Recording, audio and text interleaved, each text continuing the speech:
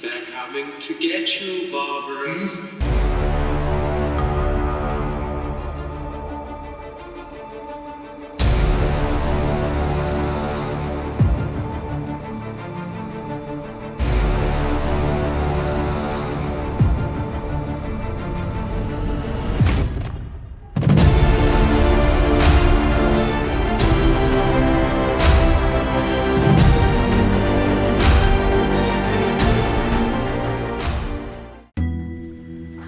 My name is Sharon Nicole, and you're watching 100 Years of Horror. If you've ever wondered where horror movies came from or how they got to where they are today, keep watching this video, because today we're going to be looking at the top horror movies of the century. Germany, 1920. This location and time period is known to be the birthplace of modern horror movies. During this time, Germany was at the forefront of the horror movie cinema, and it can be said that the Cabinet of Dr. Caligari is the first horror movie known to elicit fear in its audience.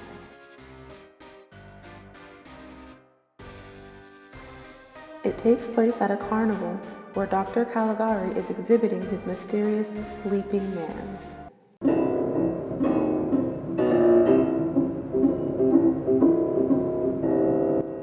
Under some sort of hypnosis or a spell, the sleeping man does the bidding of Dr. Caligari. Soon after he is awakened from his slumber, the murders begin.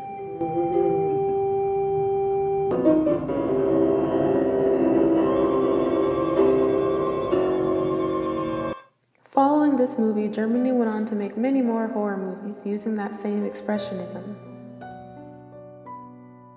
And their next token movie was none other than Nosferatu. Nosferatu essentially is the story of Count Dracula. However, during that time, Germany couldn't get the rights to the name Dracula. The story centers around a real estate agent who finds himself in Transylvania. While the agent is there, he notices unusual happenings and finds himself feeling as though he's always being watched. Of course, the count that resides in the castle is a vampire.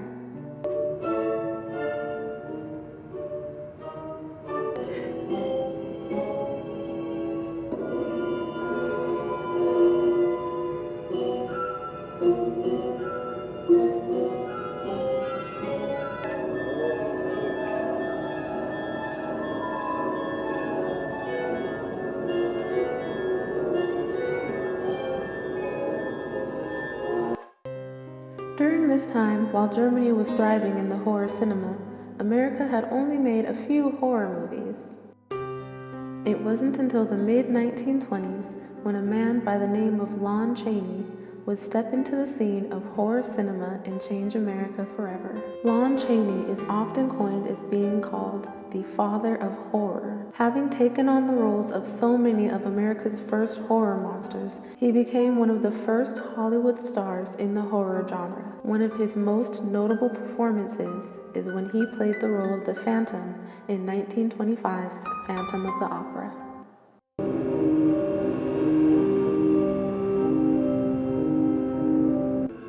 The Phantom of the Opera opens up to a beautiful concert hall in Paris, though we come to find out that something or someone is causing trouble for the performers.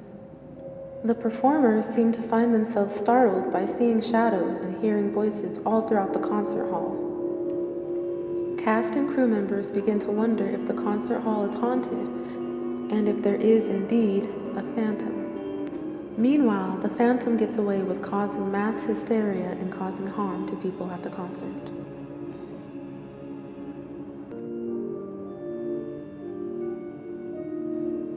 Not only is Phantom of the Opera one of America's first acclaimed horror movies, it also holds one of the cinema's first ever known color scenes in a movie.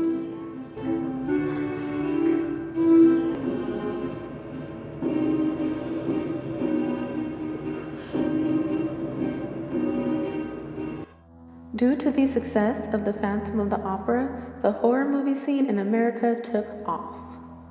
So many horror movies were being produced, with Lon Chaney at the forefront of the horror movie industry. The 1930s saw a huge rise in the horror movie genre coming from America. And it was during this time that the Gothic-era Universal monsters took their place as the leaders of the genre.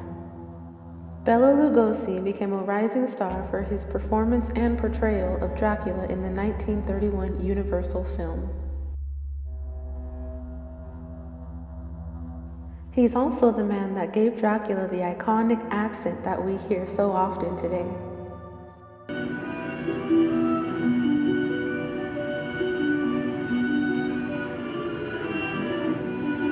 The beginning of the movie Dracula gives off such a creepy and eerie vibe as beings begin to rise out of their coffins.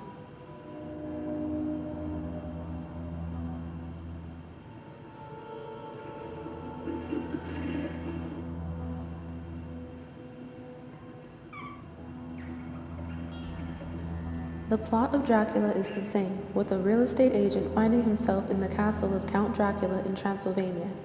I am Dracula.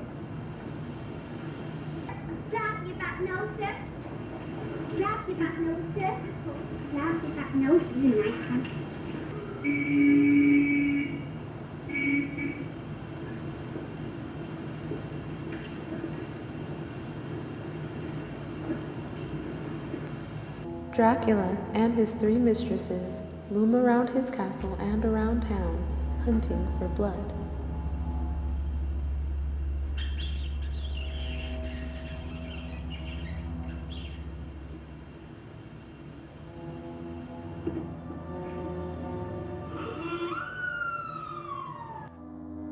Also, in the year 1931, Universal Pictures released Frankenstein. The role was played by Boris Karloff. Much like Bela Lugosi, Boris Karloff became a well-known Hollywood horror actor. His performance as the role of the monster in the movie Frankenstein is enough to shock viewers to this day. The movie Frankenstein opens up in a cemetery at a funeral.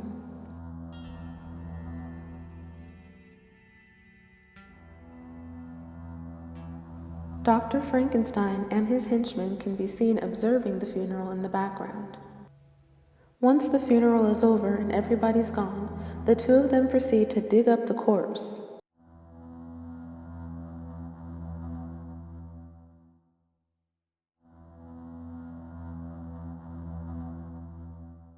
Back in his laboratory, Dr. Frankenstein and his henchmen conduct a series of experiments on the corpse, trying to bring it back to life.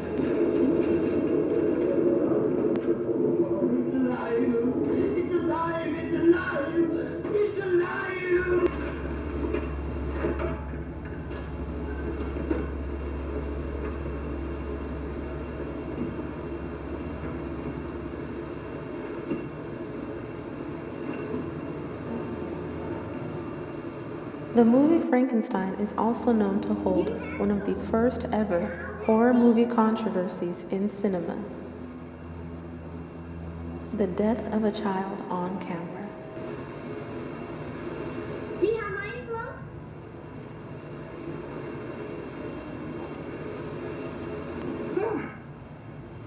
No, you don't hurt anything.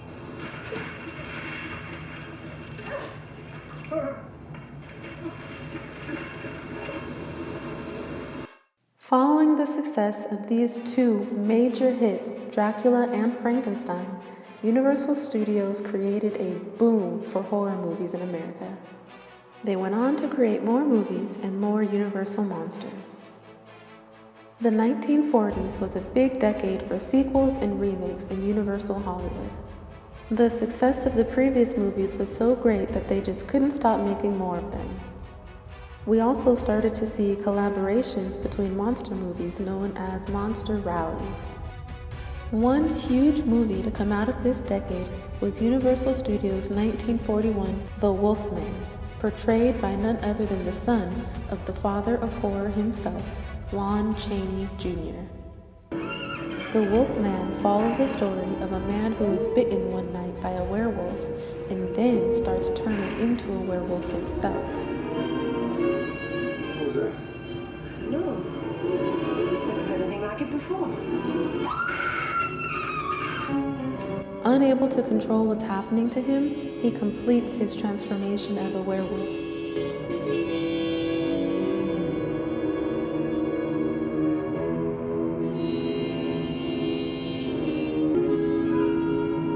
He begins terrorizing townspeople and hunting for his next meal.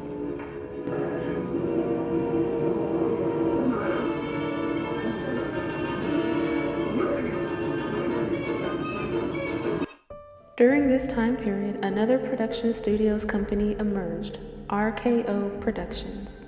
RKO Productions hired a man by the name of Val Lewton to make horror movies for them. However, they did not give Val Lewton a budget big enough to match those of the Universal monsters, and Val Lewton was only able to make movies based off of the titles that were given to him by RKO. It was due to these limitations that Val Lewton was able to create a completely different type of horror movie that would last throughout the genre to this day.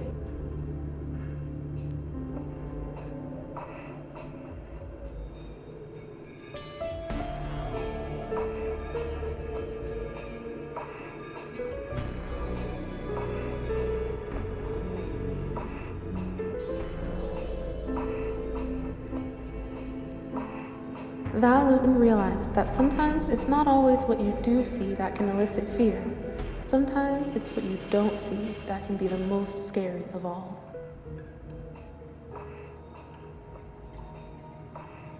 He's also the first movie maker to create and master the jump scare.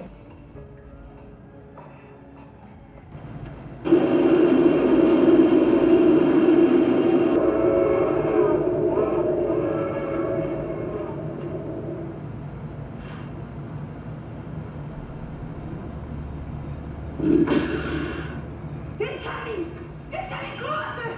I can see it! Just what she needs, someone to nip at her heels and hurry her up.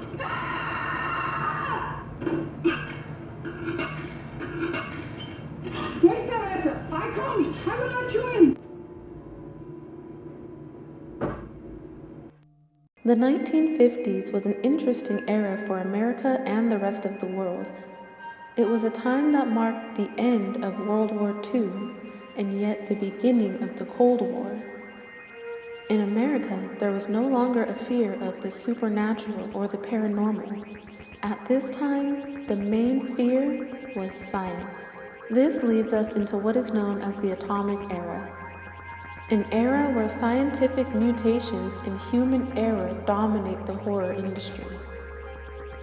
And it was during this time when Japan released the first Godzilla in 1954.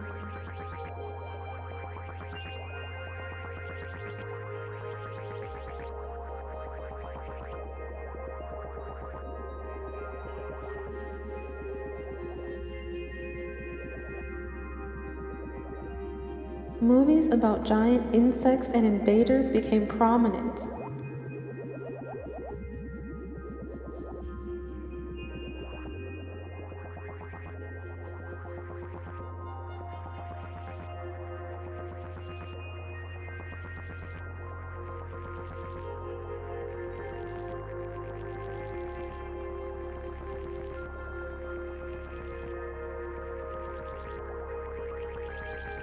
One of the most popular movies that came out of this decade was The Creature from the Black Lagoon. The focus of this story is about a terrifying swamp creature. And as a group of scientists are on an expedition through the swamp, he terrorizes them only to fall in love with one of the scientists.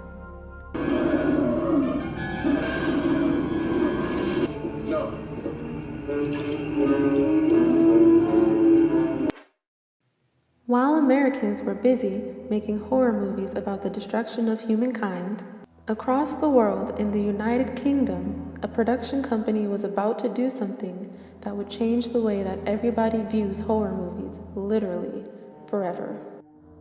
Hammer Film Productions is a film company based in London. Hammer Films are known to have created the first ever horror movies to be seen in real color. Not just any color, but specifically the color red was very prominent throughout their movies. This was the first time that anybody would see red blood in cinema. Hammer Films started out making adaptations of the original Gothic horror movie monsters, Frankenstein, Dracula, and the Mummy. The 1960s was a very bloody time for American horror movies. It seems like during that time, blood is all people wanted to see. The two most iconic movies that emerged from this time were actually both shot in black and white. In 1960, Alfred Hitchcock would create a movie that would shock the American people. The movie Psycho is one of the first psychological horror thrillers that would emerge. The story follows a young woman who, after committing some misdeeds, finds herself having to stay the night at a hotel to get away from the storm. She comes to find out later on that Bates Motel is unlike any other.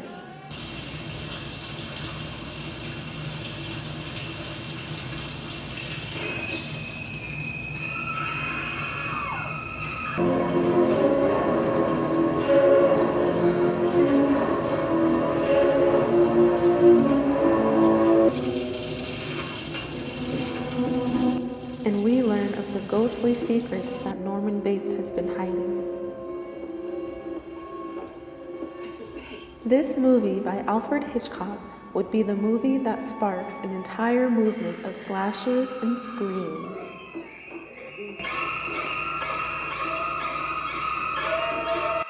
The next big movie of the 60s was none other than The Night of the Living Dead. The Night of the Living Dead was created by George A. Romero. They're coming to get you, Barbara. Stop it!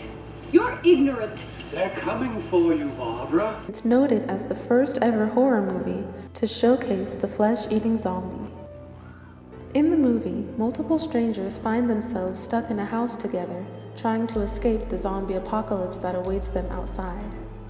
This movie is one of the first movies to ever feature an African-American male as the leading role protagonist in a horror film. Yes, is there a key?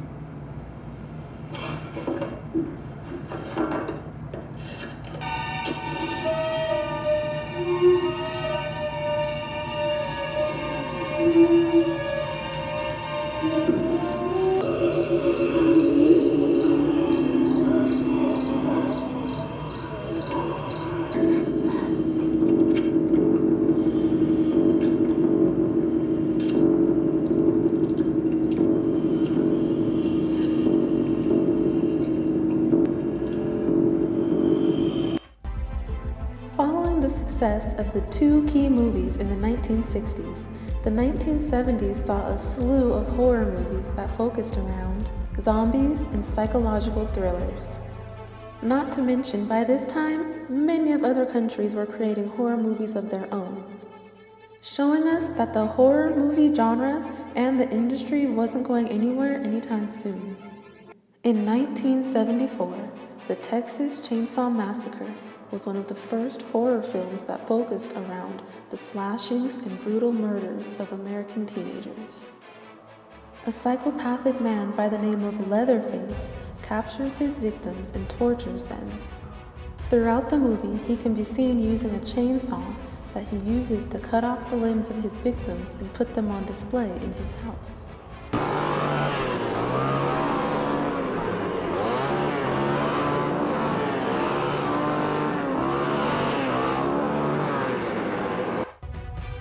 In 1978, a horror movie would emerge that would have a lasting impact on American horror. Halloween follows the story of teenagers being stalked and hunted by a deranged killer known by the name of Michael Myers.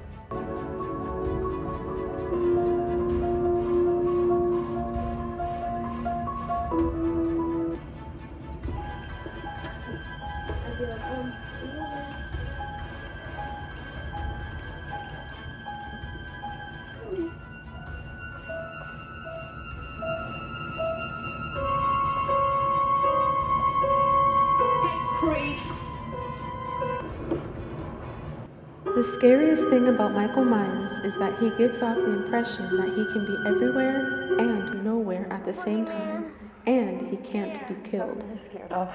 Are you sure? How? Killed him.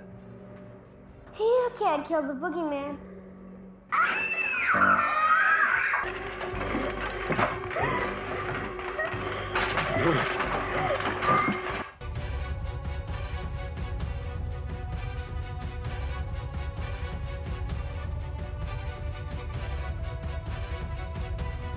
Aside from the gruesome slasher movies that came out of the 1970s, 2 horror movies showed up that showed people that horror does not have to always come from adults. It could come from children too. The Omen and The Exorcist were 2 of the first movies that heavily focused on the Antichrist and the fact that children can be inherently evil or even possessed.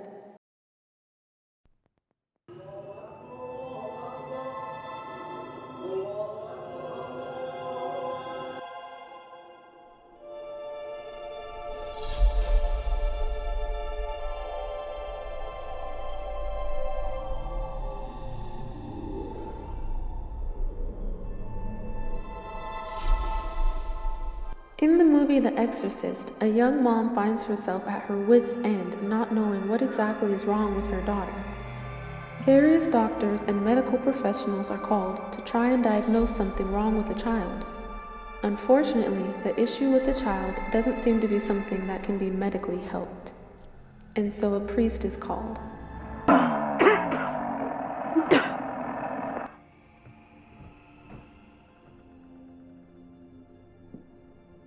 I'm Damien Cowes. And I'm the devil. The Omen and The Exorcist ushered in a new era of evil children.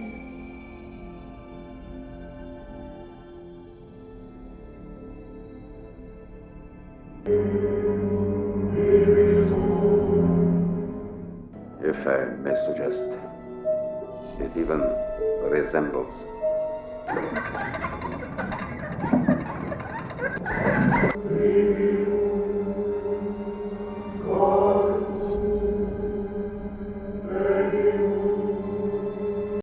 The 1980s saw a huge boost in technology, which allowed for more movies to be able to reach a much wider audience. Thanks to the emergence of the VCR, many movies that came out during this time didn't require a theatrical release, and low-budget teen slasher films were on the rise. The horror movies that came out of this decade relied pretty heavily on blood and gore, slashing teenagers, and evil children.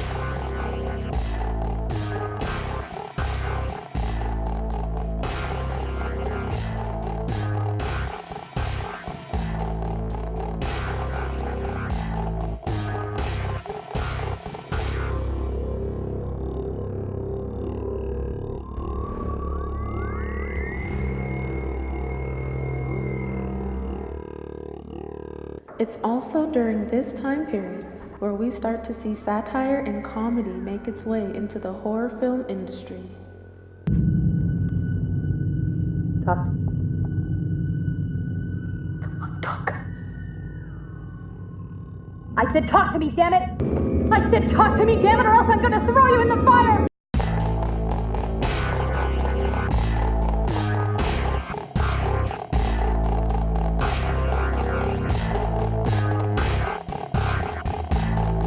By the 1990s, horror films and horror genre as a whole started to see a slight decline in quality.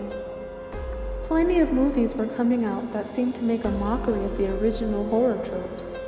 Movies like Scream were being produced where it seemed as though the cast members of the movie were aware that they were in a horror movie. This led into an era of self-awareness in movies that became kind of comical.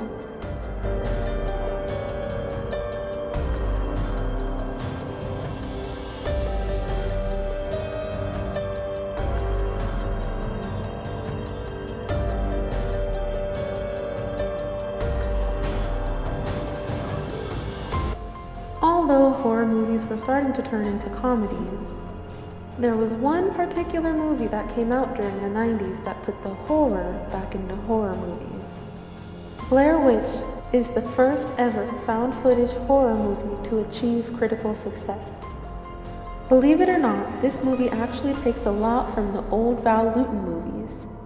Throughout the movie, you don't actually get to see the ghost or the witch that's haunting the campers.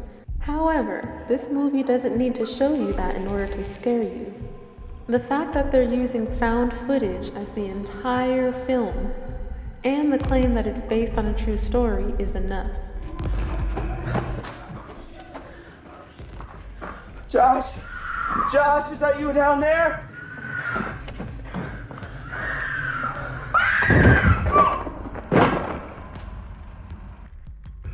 The 2000s saw some originality come back into the horror genre. Technological advances in movie cinema allowed for better quality movies to start being produced.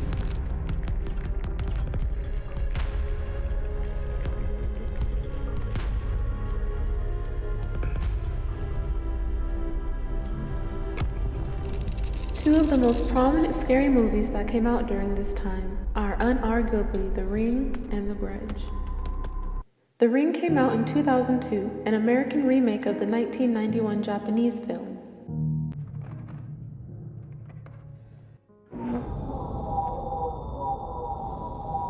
The idea of The Ring begins with a cursed videotape. The tape just seems to be a bizarre slideshow of unusual things. However, anybody who watches the tape receives a phone call immediately after and is notified that they have 7 days to live. The long-haired, ghost-like entity in The Ring is what haunted people the most.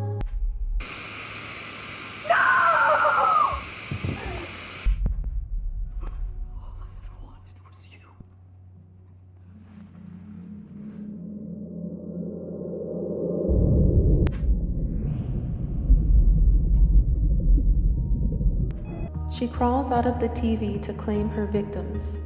And once you've watched the video, your fate is pretty much sealed. Following The Ring was the next big American horror movie foreign remake, The Grudge. In The Grudge, the cursed entity is bound to a house, the house where she died. And anybody who enters that house falls victim to her vengeful wrath.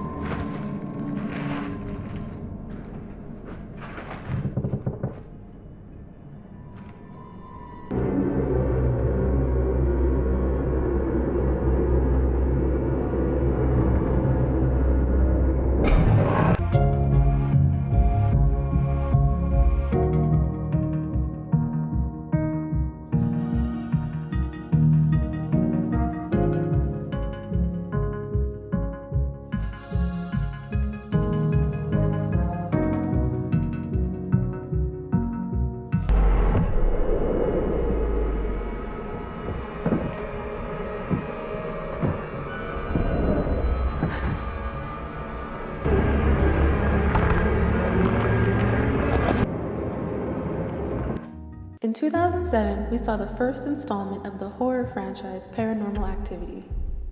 Paranormal Activity is the next big horror movie franchise to use the concept of found footage to scare its audiences.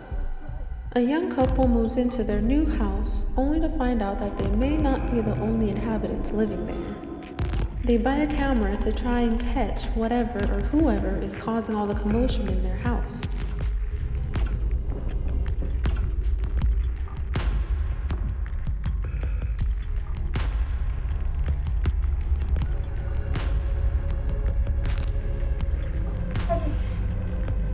I just stopped breathing.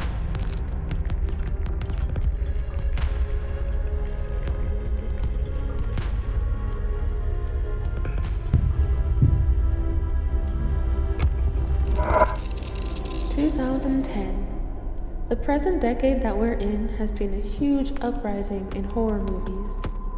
Originality has come back into play, and many of the horror movies that are being produced are of quality.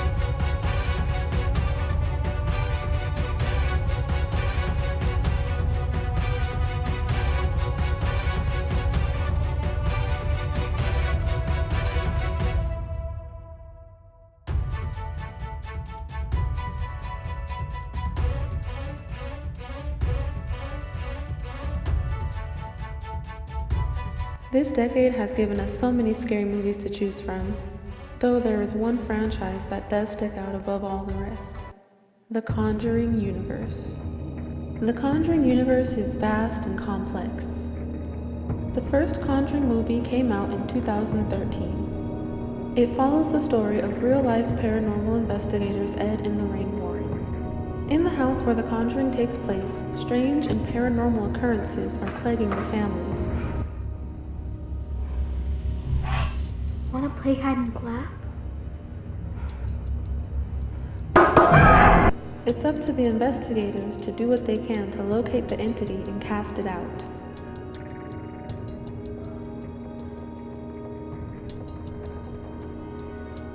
The Conjuring also gives us our first introduction to the evil doll Annabelle.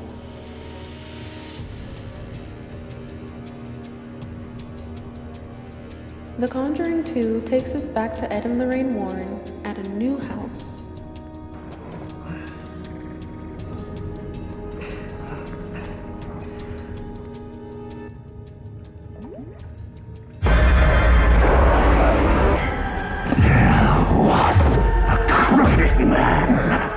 This family is also being possessed by an evil spirit or an entity. Only this time, it's taken possession of one of the children. The Conjuring 2 also gives us our first glimpse of the Nun, a demonic entity that would go on to get her own movie in 2018. The Conjuring universe is also home to the Annabelle horror movie franchise. Annabelle is an evil doll, possessed by a demon, also harboring the lost soul of a little girl. The first Annabelle tells the story of the doll while she's in the possession of a young and pregnant mother.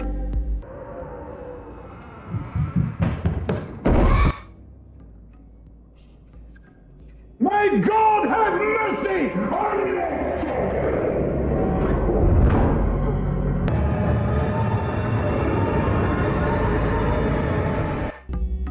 In 2017, Annabelle Creation was released. This story gives us the origins of the Annabelle doll and the lost little girl and the demon that inhabits it.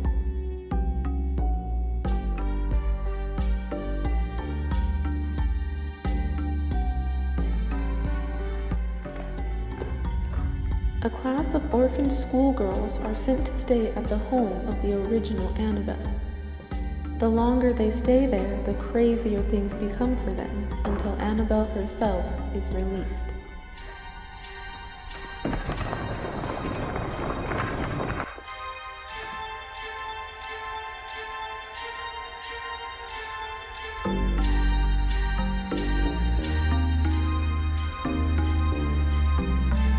Annabelle Comes Home is the third installment in the Annabelle series.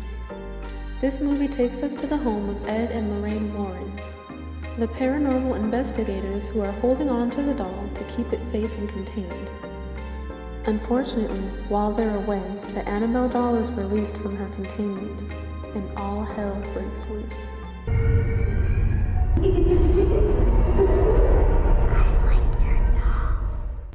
Two other movies also released in the Conjuring universe include The Nun and La Llorona. The Nun is the story of the demon's origins, and La Llorona is an American version of a Mexican horror story, also known as The Weeping Woman.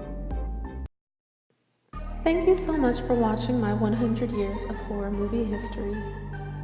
I want to know what your favorite horror movies are. Which movie is your favorite? Which movie do you not like? Which movie do you think deserves a sequel that never got one?